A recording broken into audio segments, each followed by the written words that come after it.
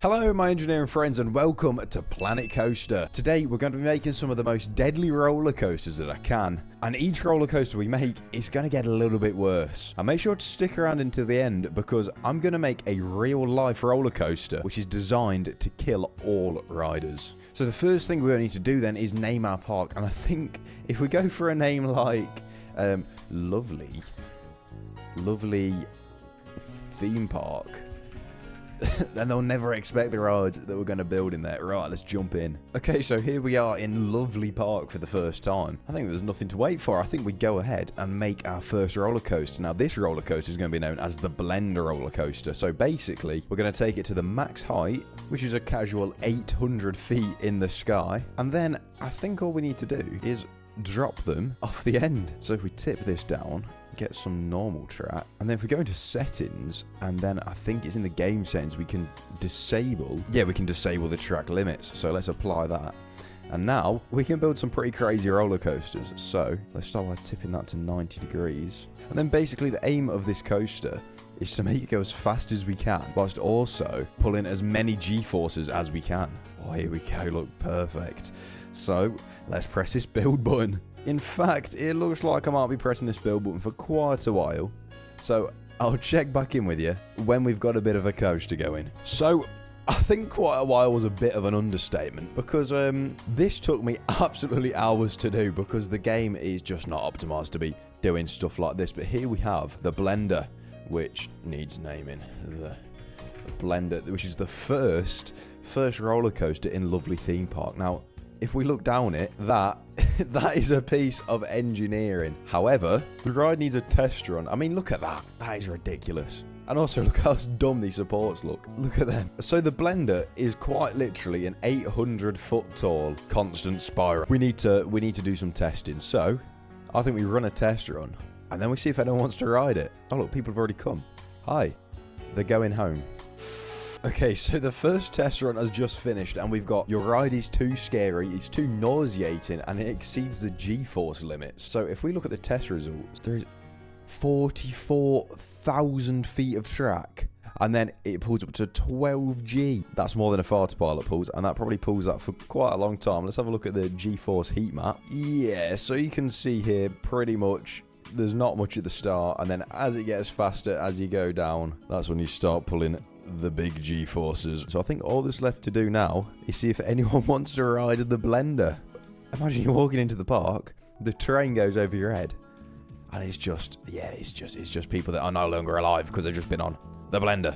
Should we get a ride camera? Oh my word. Oh my word. You wouldn't even know what's happening. You just slowly stop passing out, I guess. Right, anyway, once we got some people trying to ride that, I think we go on to roller coaster number 2. Now, this is going to be called the launched loop. So quite simply, we're going to start by putting down a launched coaster, putting down a big, long launch track, and making it really fast, 175 miles per hour. And then we're going to make a tiny loop. And there we go. How tall is this loop? 36 feet. So you do a 36-foot loop whilst doing 175 miles per hour. Right, okay. Right, just for a laugh, let's do another loop, but this time, kill them with negative Gs. In fact, this is more of an airtime hill, isn't it, than a loop. And then auto-complete. And there we go. We've now got a complete coaster. So all that's left to do is see, does this thing actually do 175 miles per hour? Let's have a look. Speed. We're going onto the launch track. It does 150. Or actually, maybe 150 is okay. Oh my god. It pulls 98 Gs and minus 81 G. Oh my god. Oh.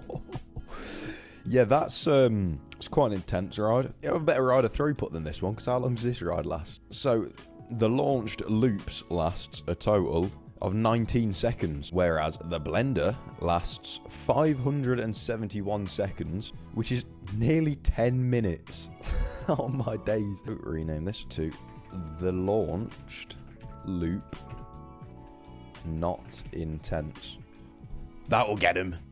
So now we need to extend our path around the back, connect our exit and our entrance, and there we go. We now have a roller coaster which does both nearly 100G and nearly negative 100G. 2% of guests are thinking the launched loop brackets not intense is too much for my stomach to handle. But it can't be, because it says in the name of the roller coaster that it's not intense. So surely that will fool them. This is just a kiddie coaster. I don't know why no one wants to ride it. It's not intense. It says in the title. Whilst we're waiting for everyone to now ride the coasters, I think it is time for roller coaster number 3, which is known as Death by Negative G's. So we're going to call this roller coaster airtime, because if you don't know, airtime on a roller coaster is a negative G-force. So basically what we've got here, an airtime hill. This is a positive G-force where it's your weight multiplied by whatever time. So let's say you weigh 70 kilo. In a 1G environment, you weigh 70 kilo. But in a 2G environment, you'll weigh 140 kilo.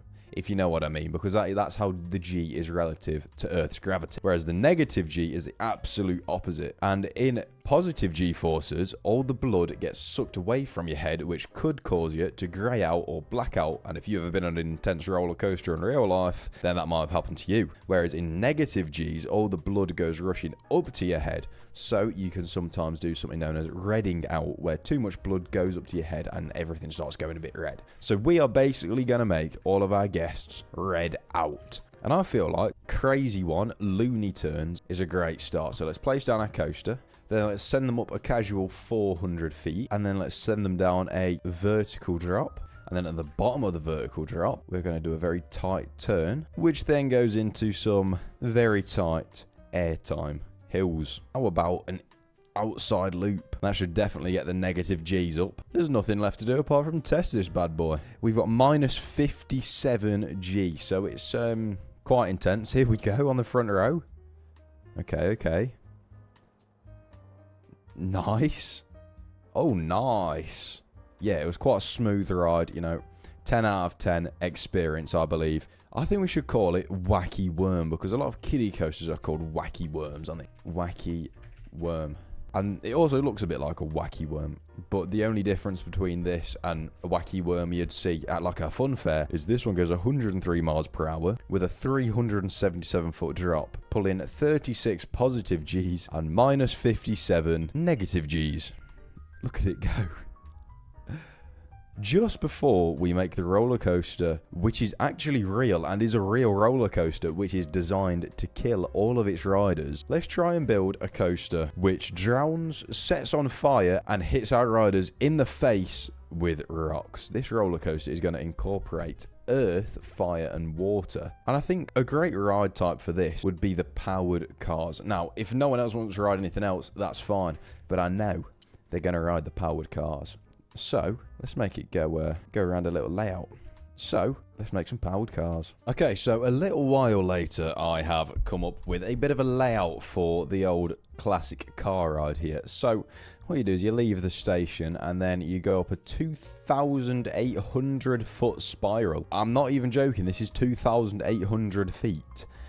And there's the blender, which is 800 feet. I can't even get my camera all the way up. I literally can't go any higher than this. And then you go back down another spiral. You then go down the spaghetti highway. You then go down another spiral into the lake. And then you wait on this bit of track for 1 minute whilst you're underwater, which isn't ideal. And then you go back into the station. Let's set that up to 30 miles per hour per car. It's pretty quick. Then let's send them around. And whilst they're being sent around, I think I need to add in a bit of theming. So I've added in some modifications, you could say. Well, I'll slowly walk you through them anyway. So first things first, whilst you're in the loading station, you're just going to get absolutely pelted with fireworks just constantly.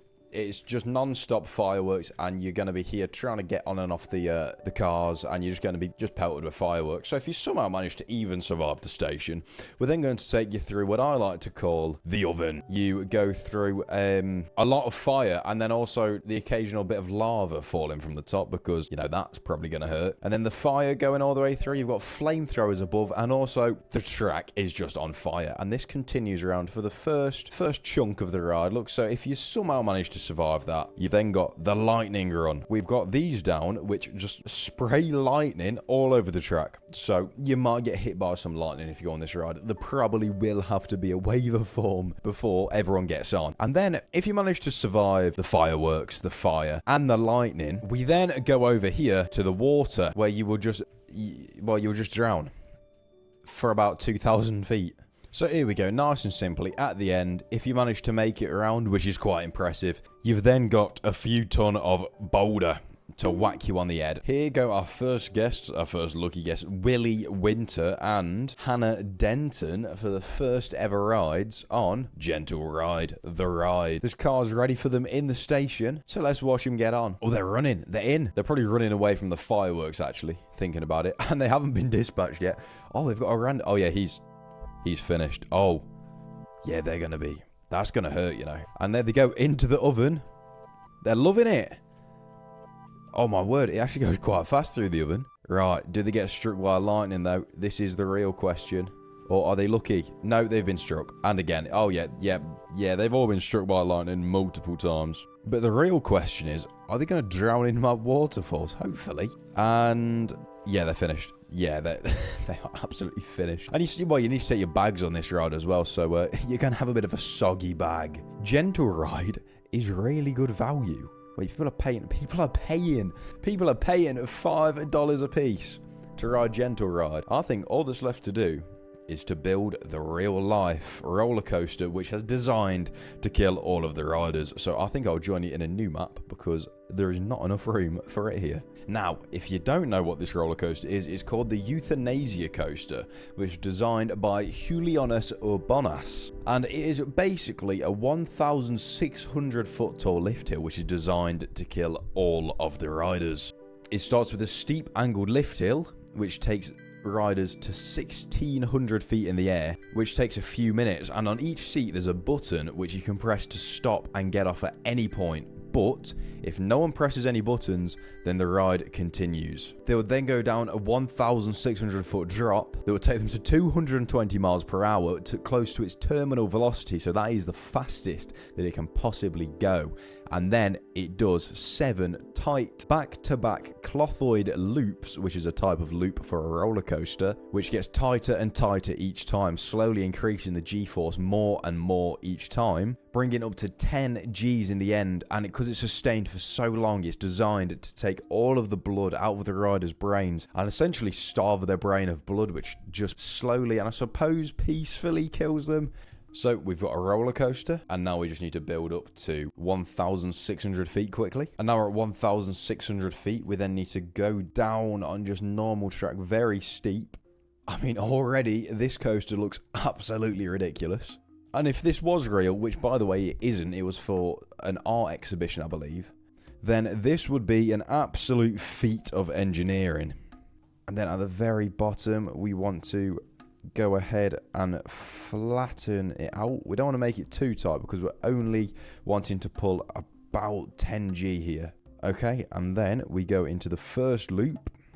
Okay, well, it might not be the best looking loop ever, but it's much better on the G-force. So let's replicate that 6 more times, slowly getting smaller as we go.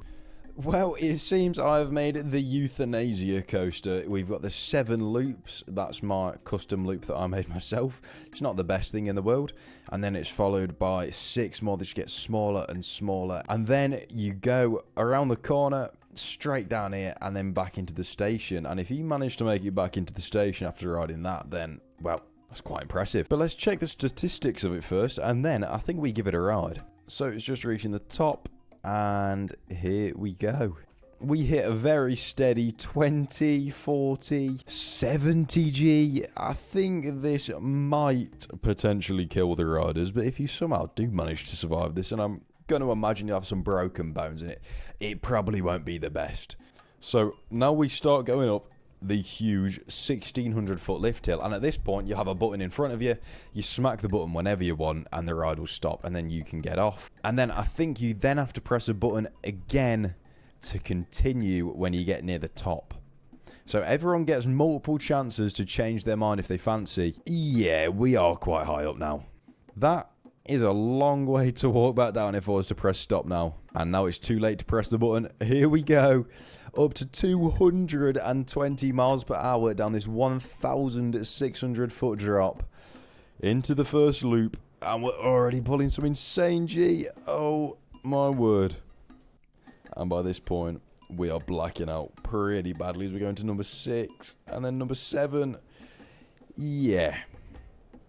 I think that might have probably killed us if we actually rode that then. Then onto the brakes as we slow down.